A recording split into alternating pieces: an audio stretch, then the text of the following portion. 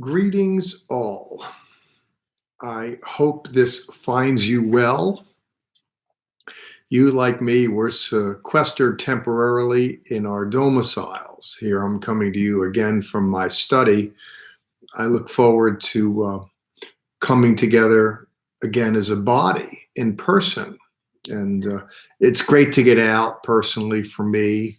It's great to be with you. There's a special place in my heart because I know that there's a place in your heart for me and what I'm all about and what this is all about. And the this, of course, is recovering the Jewish roots of the Jesus story and looking to develop a community that has that more front and center. There are a lot of enthusiasts, people who, oh yeah, I find that interesting. But while individuals might find it interesting, they're not moved to necessarily make a commitment to wanting to participate in Messianic Jewish life. And again, God bless. I'm not making any judgments in that. It's more of an observation than anything. Frankly, it's a little disappointing because you want to be able to build a group and a team to be able to move this thing forward and put it on the map. But, I realize that we're moving slowly and I've had to learn patience. But we're growing and I'm thankful for that. And thankful for all the friends that I make on the journey. And patience, as I'd said, is important. It's important not just for pastors, it's important for people, particularly now, by the way, when we all find ourselves, as I'd said at the outset, kind of hemmed in and stationary for a season. I hope it won't be too long, and I do believe the president's going to roll out plans to kind of re-enter into normal. This sequestration has been the new normal for many, and I'm good to go to be on guard. And even having said that, I should say that the Governor Abbott, allowed for houses of worship to reconvene with social distancing. If they're unable to have services electronically like this. But even with that possibility on the table, I'm not game to exercise it, in part because our congregation is made up of a number of individuals who are older and more at risk. Now, I'm older too. I'm 64, Barry's 66, and as you start climbing up in ages, then statistically the chances of being harmed by the virus grow exponentially. And so I don't even want to expose anybody to the risk. I would just rather do it like this for all. I think it'll be over soon.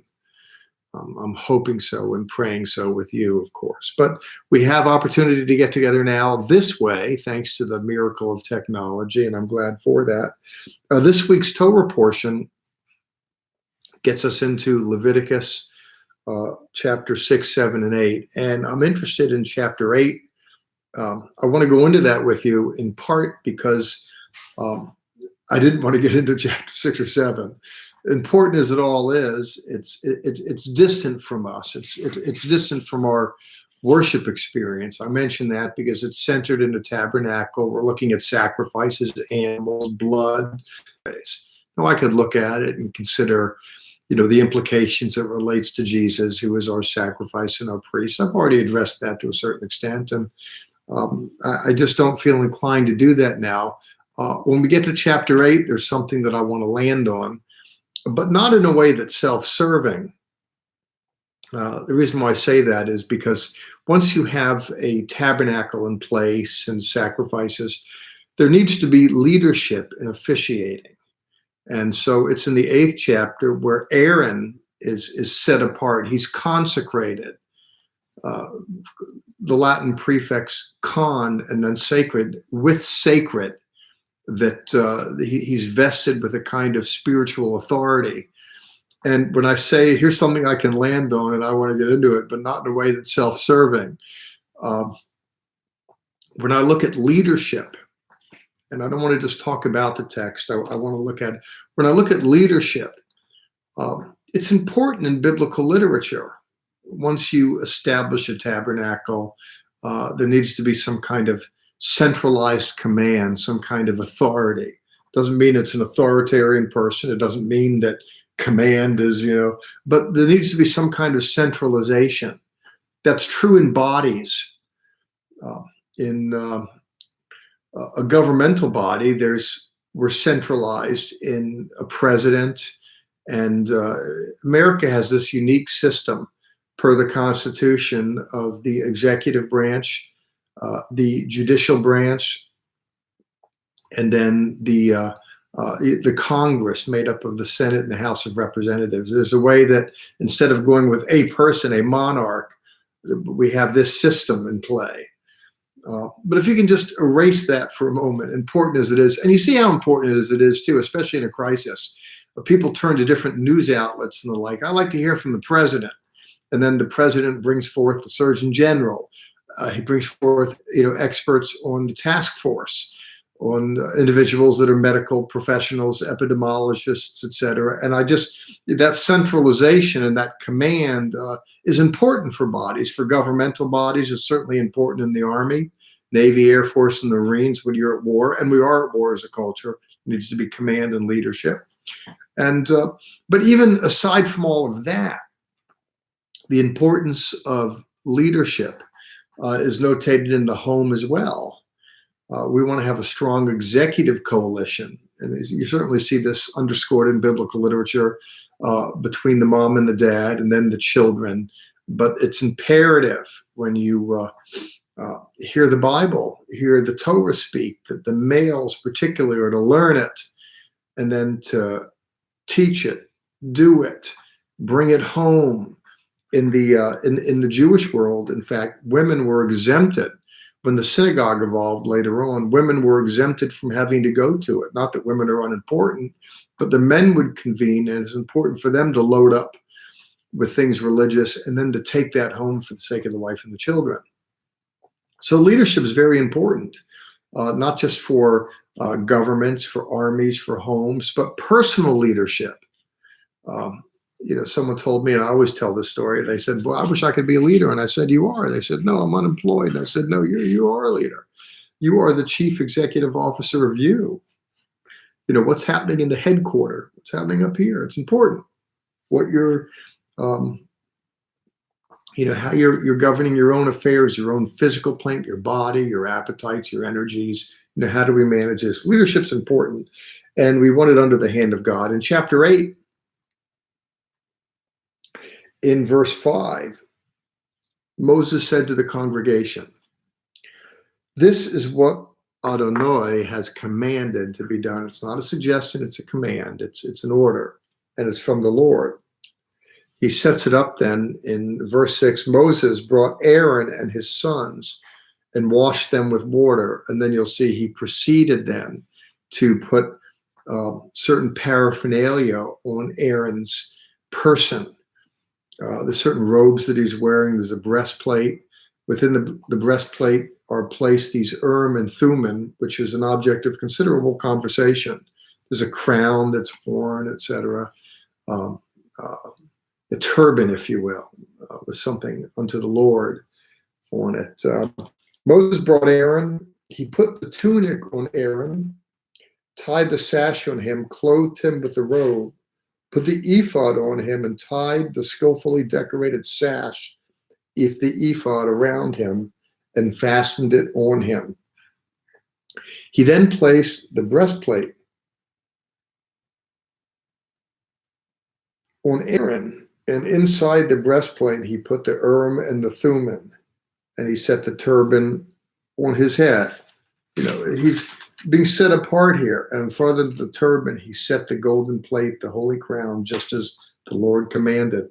Now, when I read this morning, I harked back to my own, and it's something that's lost a little bit for time and circumstance. Of course, I've been in the ministry for decades now, and but when I first read this, I kind of retrojected back to the moment of my ordination and things in preparation for that.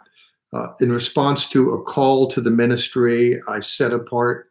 There were certain habits that I had. I knew I needed to get rid of, and smoking cigarettes was one of them. And I had to give that up to go to Moody Bible Institute in Chicago. These were exciting days. I felt a call and I made some movement and I went a certain direction to prepare for a vocation.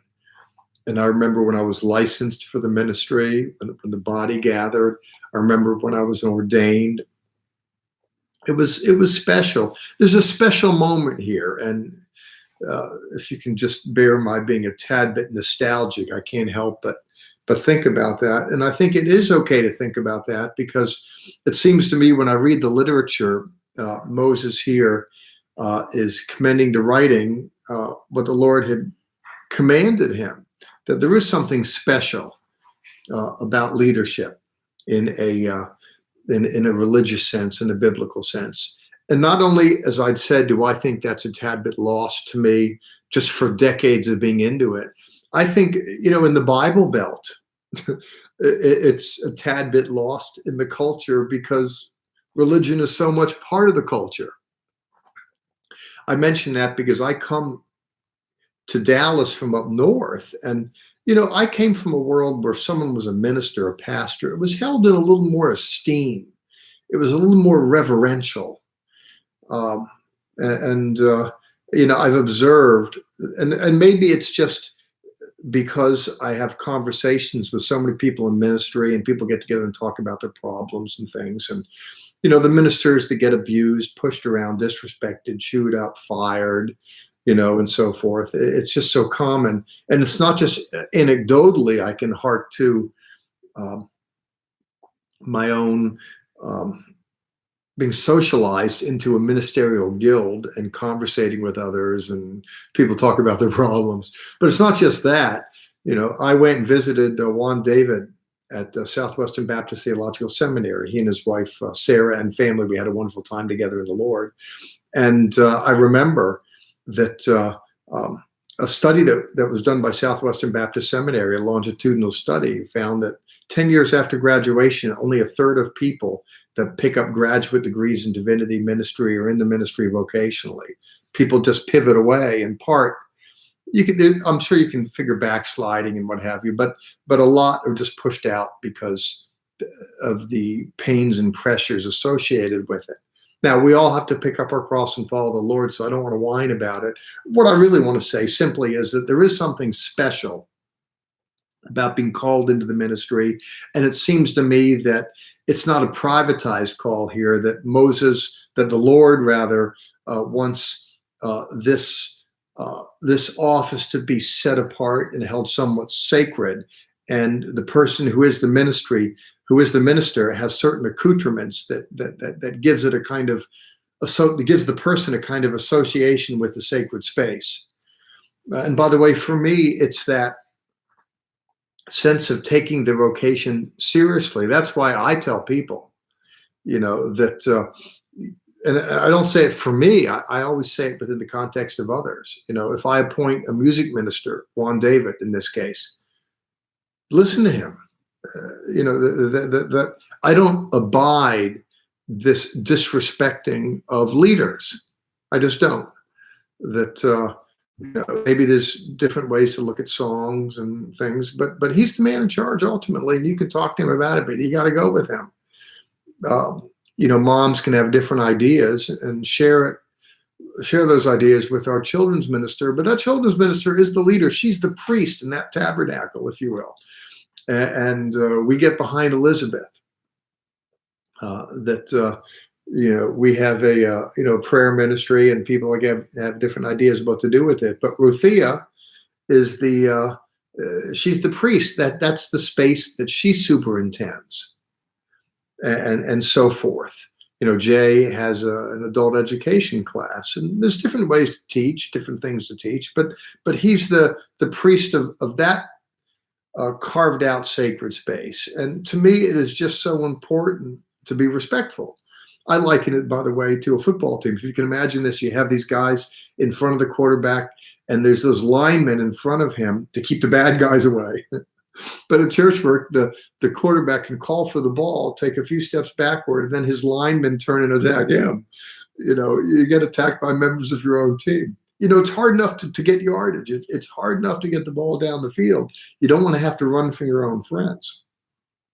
And by the way, the reason why I'm getting into this isn't because there's a problem in the congregation that prompts me to need to get into it. I don't use pulpit time to, give voice to things that I think I need to address related to one person or another. I'll just do that directly. I'm a pretty direct person. The reason why I'm getting into this is simply because Moses gets into it, and it's the reading for today. I want to note and then move on that the Urim and the Thummim, according to verse 8, were placed in the outfit that he was wearing. And people ask, what were those? There were times when Israel was endeavoring to discern the will of the Lord, and the Urim and the Thummim were used, to do that. Should we go forward to battle? Should we do this? Yes or no, principally. They were used to ascertain that. And, sometimes people will come to a pastor, or what do you think? And we really just have power to suggest as opposed to command. But here there's command power here, and there was a way to want to really ascertain from the Lord. You can consult the commentaries to see how people weigh in on that. Well, after this setting apart and considering sacrifice associated with, in verse 30, Moses took some of the anointing oil and some of the blood which was on the altar and sprinkled it on Aaron and his garments and on his sons and on his sons' garments with him. So he consecrated Aaron, his garments, his sons, and his sons' garments with him. Now we speak of, the anointed one. Jesus, Yeshua, was anointed.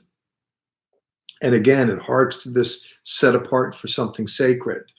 In the Hebrew Bible, there were different offices that when people came to them, they were anointed. They were prophets, priests, and kings were anointed. And this comes from the priesthood here. There was a way that this carried on. In other words, these different offices, a prophet, a king, they're not serving the sanctuary proper. They're not, you could have a prophet who was a Levite. You have some examples of that. But in the Hebrew Bible, there were prophets who, Amos is explicit. And he says, listen, I was a shepherd and the son of a shepherd. There are some, Jeremiah came from a priestly guild, from a priestly family, and he was the son of a priest, and he was a priest and a prophet. Not everybody was. I mean, prophets, for the role of a prophet, God was an equal opportunity employer. To be a Levite, you had to have been born into it.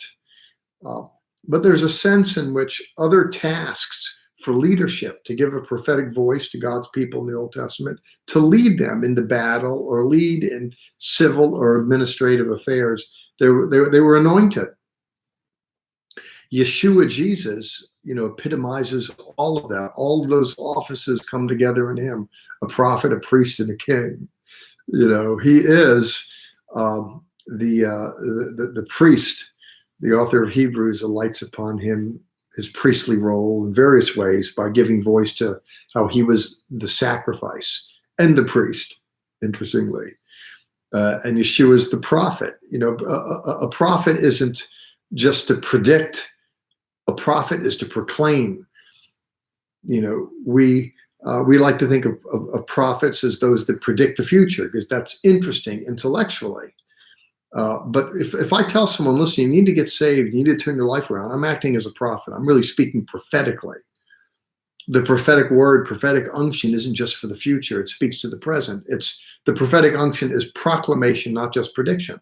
There's the priestly guild, there's the prophetic, and then there's the kingly mantle. Yeshua certainly was the priest, and he was prophetic about things to come and things present. But the kingly, we confess with our lips that Yeshua is Lord, and we bow the knee to him with an expectation that eventually every knee will bow and every tongue confess that Yeshua the Messiah is the Lord. And then if you look at Revelation, it's a book that gives voice to the ultimate triumph of God in human history. And it comes to a close but just before it comes to a close, there's Yeshua coming back, King of Kings, Lord of Lords, with that kingly dimension. He epitomizes the various offices of prophet, priest, and king, and he is the anointed one.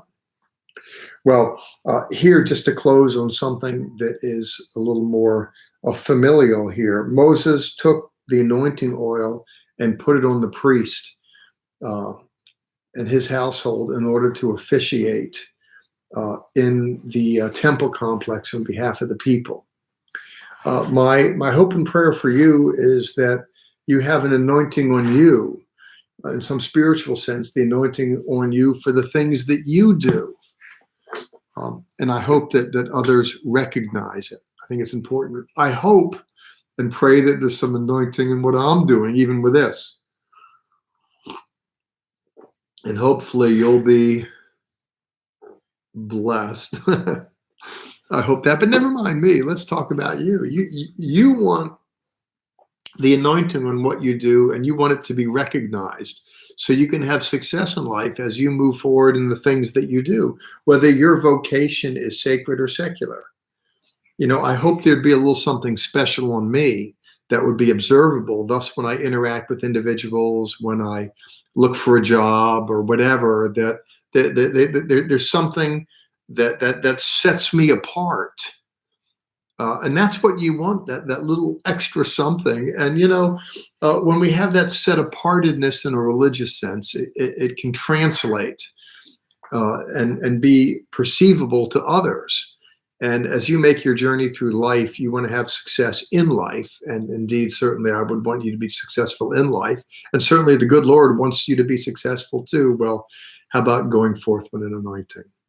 Well, listen, blessings to you, friends. Thank you for affording me the opportunity to share a little bit. I'm about 23 minutes deep here in a few seconds, and that's about as far out as I feel I need to go now.